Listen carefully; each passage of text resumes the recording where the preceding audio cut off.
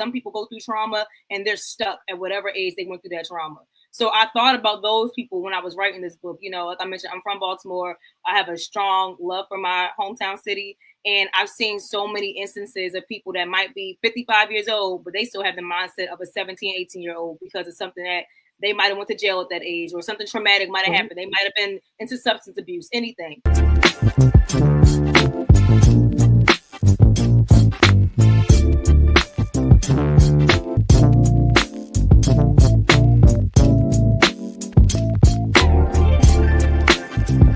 So I'm going to bring Miss Nia Brown.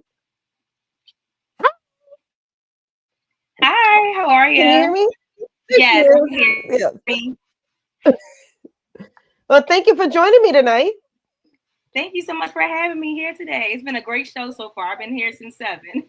Oh, goodness. All right, go ahead, girl. I love it. Yes, shout out to Miss Rhonda. It was a really nice show, but happy to connect with you again. How you been? Well, happy to connect with you as well. I'm doing well. I just got off work a little while ago, and as usual, I come straight to my office to do the show. So I'll chill later, but right now I got to talk about you. Thank you so much. So, why don't you go ahead and tell the people who is Nia Brown?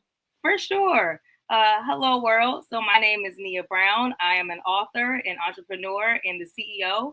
My book is called So You Want to Be an Adult, and my company is called Adult Wannabe. I target people ages 16 to 103. I figured by the time they're 103, they probably know how to be an adult. Hopefully. Look, girl, I'm halfway there, and I'm not ready yet either. You never know. So I made it for everybody that can just, gain a little something out of life, that's still learning how to navigate this thing called life and adulthood. I talk about 7 different chapters. I think a core, themes within adulthood. Going back to school as an adult, if you're interested in furthering, your education, paying bills, and what that looks like since things keep changing, interest rates keep changing. Yes. Being the bigger person when you feel disrespected by someone, whether that's professionally or personally. Goodness. And I had to talk myself through something about like that earlier. Yeah, I mean, it can come at you so fast, and in a split decision, you can make the right decision or maybe something that's a little left. So I talk about how, just understanding those emotions. I feel like as kids, we might throw temper tantrums or, something to get in the way of that. But as an adult, you have to really understand, like, hey, there are consequences behind my actions. I want to go off with my boss because they said X, Y, and Z. Not my boss because I love her. Shout out to Angela. But in general, you might go off with somebody, and you gotta just take a few steps, count to 5, and keep it pushing. Amen, amen, amen. First of all, I love the title. Well, I think it's So You Want to Be an Adult, but I love the adult wannabe part. Thank you. I feel like, we're all trying to be adults at the end of the day. Nobody has this thing down packed. So we're all wannabes at the end of the day. No, you're absolutely right. But I mean, and I know you probably did the same thing when you were a kid. We wanted to be an adult because we didn't want to have people telling us what to do. Or I can't wait until I'm an adult so I don't have to go to bed at 7. Or, it's always some little thing like why you can't wait to be an adult. And then you become an adult thinking, okay, now I'm going to have my own money. I'm going to have this. I'm going to have that. And then you realize it's not as easy as you thought it would be. And then now you have adults saying adulting sucks. I actually saw someone walking down the street the other day, going to the gym, and his shirt said adulting sucks. I was like, I want to ask him where he got that from. Because he's not wrong. He's not wrong. I'm like, it's ghetto out here sometimes. It is. It really, my daughter says it all the time. Adulting is ghetto. She said, I hate it here. And also, I just feel like, there's no right or wrong. I mean, could be a wrong way to do it, but at the same time, it's really not. Everyone has their own journey. Everyone has their own, life challenges. Right. And that's really what I focus on in my book. I try to make it so it doesn't feel like someone's being attacked with the information. My book is strictly for just providing information.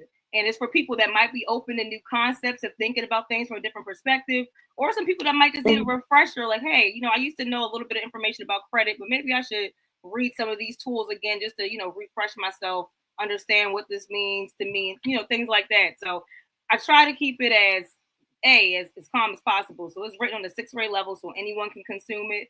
I don't know if you know, but the New York Times is actually written on a 6th grade level. So it's digestible by everybody. I want Yeah, everybody actually, I to did perspective. know that. Most newspapers and magazines, believe it or not, are written on a sixth grade level. Yep. Then, they're not meant for only the bourgeoisie, so to speak, to read them. Hmm. They want everybody to read to understand. Yes. And that's really what because I just want people to get the message of the book. I want people to get the message of the chapters or whatever really resonates with them. I've Hmm. gotten some great feedback from my family, my friends, and other supporters that said, hey, this kind of helped me during a challenging time. Sometimes I read it before bed just to kind of get my mind right before I go to sleep. So I appreciate that. Even with college, we had to learn. Some of us had to learn the hard way. You can't get ready for college in your senior year. Start working on that as a freshman or a sophomore. Yeah, Um, absolutely. yeah, and then move up. So I think that your book is actually a very valuable tool for helping people or young people to realize what they need to start doing now before they become an adult. So they don't just become an adult and say, okay, I'm ready for my $100,000 a year job in my brand new home. Yes, exactly. And I talk about my own personal struggles and testimonies throughout the ups and downs of adulthood. I talk about getting my first credit card and what that experience was like. And I'm like, hey, I got a Capital One with $200. I'm gonna just keep spending it and racking it up and spending it again, pay it off, spend it again. I'm like, I'm not even utilizing this credit right. I don't really know much about a debt Right. to income ratio. I don't know about the 30% or less rule. So I was just kind of just winging it. And once I kept kind of going through my hurdles, like I mentioned, different bumps and different ups and downs, I'm like, maybe I can give all this information and leverage it to my little cousins or my little brother. But I'm like, honestly, Right. everyone could use this. You don't know what someone's mentality with their age is. Some people go through trauma and they're stuck at whatever age they went through that trauma. So I thought about those people when I was writing this book. Like I mentioned, I'm from Baltimore. I have a strong love for my hometown city. And I've seen so many instances of people that might be 55 years old, but they still have the mindset of a 17, 18-year-old because of something that they might have went to jail at that age or something traumatic might have happened. They might have been into substance abuse, anything. So you Or see, they just haven't learned the lessons that they should have learned along the way. And they yep, keep repeating the same mistakes. yep. And then a lot of times they're not provided the resources to kind of learn how to get out of Right. that cycle. People repeat the same mistakes. I really believe some people do it just by nature and habit, but some people do it because they just don't know how to stop.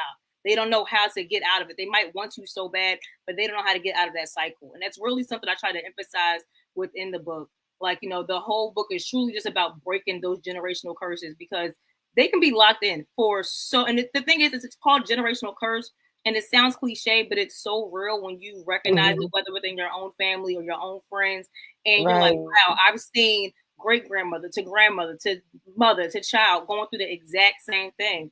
And it's like someone has to break the cycle. Someone has to be the one that takes the charge and take the lead and say, hey, we're no longer going to be accepting this in our family. I'm going to be the one to make the difference.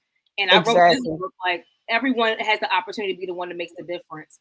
I feel like in my family, sometimes I'm regarded as one that, highly intelligent, the one that made it, da da da da. I hate that term, honestly, because I think that all of us can make it. I don't think that it's like an anomaly. I don't think that God selectively chose me for X, Y, and Z. We Right. have our own mission, but if people had the same resources and the same support, they'll be able to achieve their dream selves. They'll be able to achieve their dream lives, and that's really what my book is about: promoting and Mhm. encouraging. Interrupting people's medical school time. I know, we went there. We had a great time for her graduation. We showed up for her, but she still had some time for me. I'm really appreciative of that. Like, you gotta really have strong friends and good support in your life that really help you through things. So, she helped me out during that time. Got all my edits back, submitted to a grand editor to do all Yeah. the formatting, and we were good to go. Awesome. Awesome. So now that you have the book, are you going, well, first of all, when was the book published? The I book know was you said you started writing it in 2020. I did. I started writing in 2020. It was originally finished in 2022. Then Okay.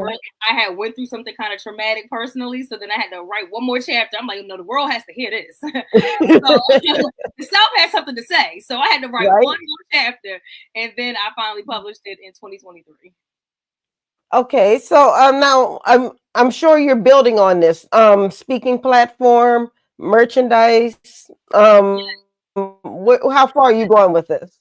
I'm trying to go as far as I can, honestly, Dr. Rhonda. I am working in all of the back alleyways of learning. Like, hey, we want to get merch out for Adult Wannabe. You know, I don't want to speak too much because I don't want to put rain on my blessings. But there are some things No, coming. yeah, don't tell us everything now. Can't tell everything. There's some things in the works. I've been partnering with some local organizations, especially in the Baltimore area.